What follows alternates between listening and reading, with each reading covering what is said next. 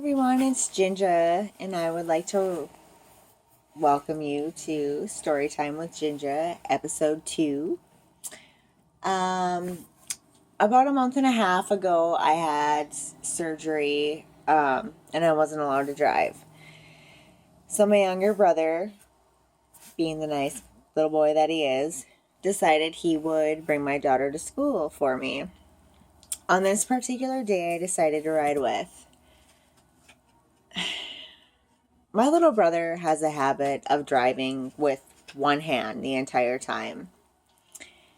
And as we were pulling out into the street where her school is, I noticed one of those speed limit signs for, crosswalks there.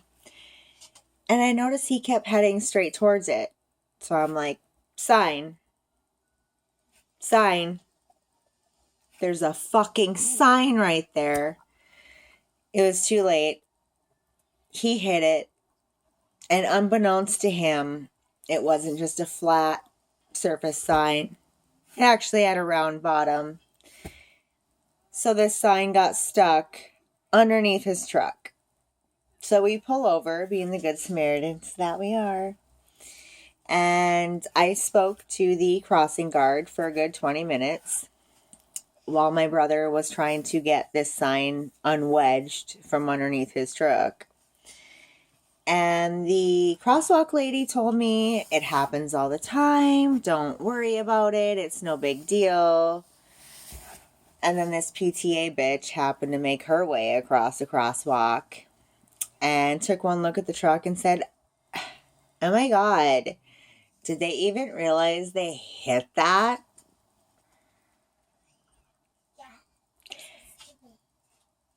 I smiled at her and said, "Yes, I'm fucking aware that we hit the motherfucking sign.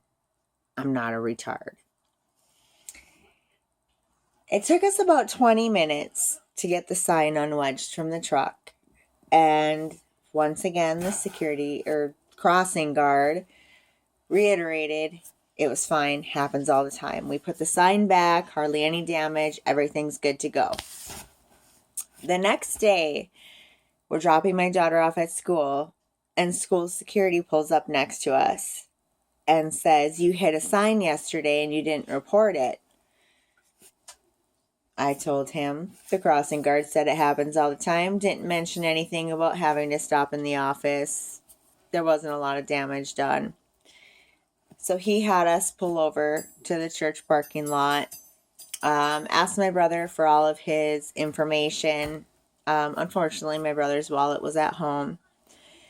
So he informed us that he had contacted the local police department and that they were on their way to take our statement.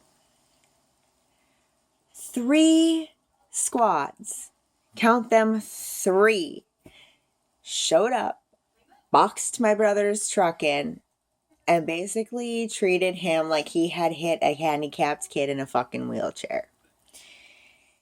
They, kept telling him, like, you hit and runs all the time. You just take off after you hit a sign. So I had to correct them and say, no, there was no taking off. I had a 20-minute conversation with your crossing guard about it. She thought it was hilarious. I thought it was hilarious. Everybody seemed to be having a good time about it. So the one cop asks me, "Can you show me which sign you hit?" So I point over to him, the one right in the middle of the road. He then gets this very puzzled look on his face and goes back to talk to the other 6 officers that are waiting and the security guard. Apparently, the security guard, who, mind you, used to be a cop in California, reported this as a hit and run. Last time I checked, a hit and run is when you actually hit somebody or something and you leave the scene of the crime and don't return the next day. The security guard had told the police department that we had went through and knocked out about 4 signs in a blaze of fucking glory that were attached to the sidewalk. The one cop could not believe that they had requested 3 squads to deal with this. There was no damage done to this sign. No kids were hurt. Everything was fine. Yes, my brother should have been more cautious, but everything worked out just fine. I, for the life of me, cannot understand how that would warrant 3 squad cars. I live outside a metropolitan area where we do actually have a population of over 200,000 people. I am pretty goddamn sure that they have better things to do than to report to schools for signs being hit. As they were telling us that we could leave, they started complaining about the security guard and said that they were going to call their buddy Al because this was absolutely ridiculous that he wasted all this manpower on absolutely nothing. The security guard tried claiming that there was damage done to the sign. It straightened out. We straightened it out. And there was a little nick in the yellow paint. This motherfucker was trying to tell me it was going to cost $1,000 to fix this sign. I said, are you fucking kidding me? I could show up here now with a can of yellow spray paint and fucking fix that shit right away. Like, I do not understand why you would call 3 squad cars for that. Like I'm fucking Bonnie and Clyde. Like we just said, you know what? Fuck it. Let's see how many signs and kids we can fucking hit in one day.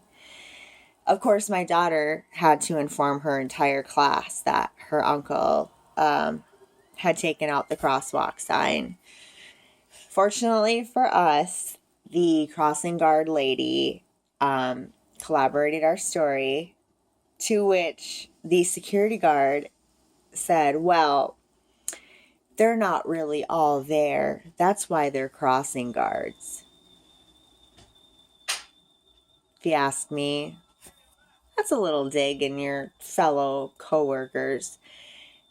And they're pretty damn good crossing guards. May not be able to be teachers, but I'm starting to wonder if this fool's even qualified to be a security guard if he used to be a cop in California and doesn't even know what a fucking hit and run is. Absolutely ridiculous. So long story short, we got to mosey on our own way. And I'm pretty sure that security guard got written up for quite a few different things. I have not experienced this type of police activity since I was in high school. Moral of the story is, don't fucking hit any signs in the school area. Then I was informed by the police we didn't even have to stop for the rent-a-cop, that we could have just kept going because he technically has no jurisdiction whatsoever. But we did the right thing because we're good, upstanding citizens. And my daughter attends this school. So when you're out there on those streets bringing your kids to school, always make sure to look out for those signs because they can really fuck up the front end of your truck. See you next week.